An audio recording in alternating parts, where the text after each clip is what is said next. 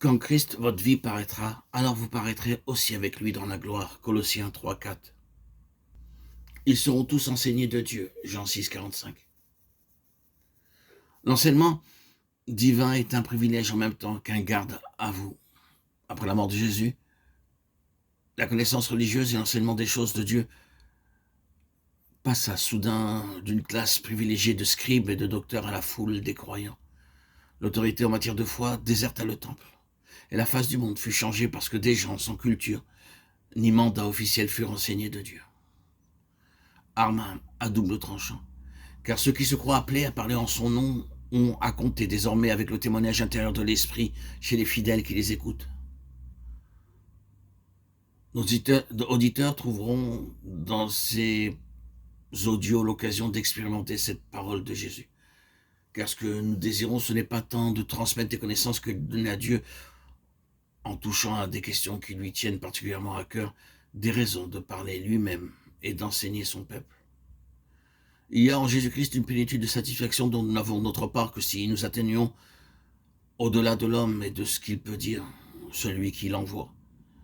C'est merveilleux ce que Dieu finit par faire pour ses enfants, quand il les voit tourner résolument leur face vers le Seigneur Jésus. Tout est prêt de son côté, le chemin est ouvert, ils seront tous enseignés de Dieu. Ceux qui ont affronté les grands problèmes que pose à la science l'immensité de l'univers ont beaucoup fait pour mettre leur connaissance à la portée du grand public.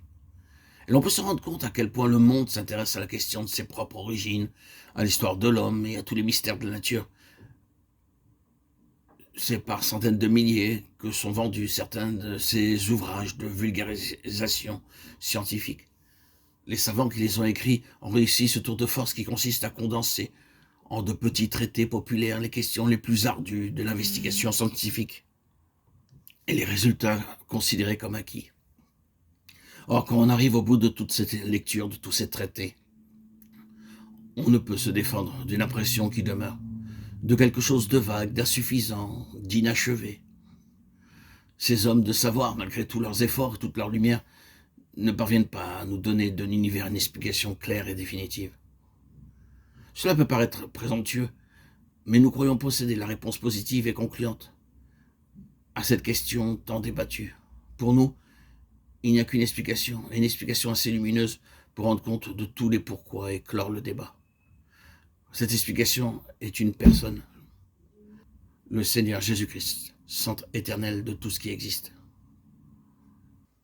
Quelle que soit l'étendue de notre érudition, nous ne trouverons jamais d'explication, même partielle, de l'univers, tant que nous ne reconnaîtrons pas la place que Dieu a donnée au Seigneur Jésus de toute éternité. De l'infini, du passé à l'infini de l'avenir, Christ est tout et en tous. Il demeure l'universelle explication de tout ce qui a été, de tout ce qui est et de tout ce qui sera.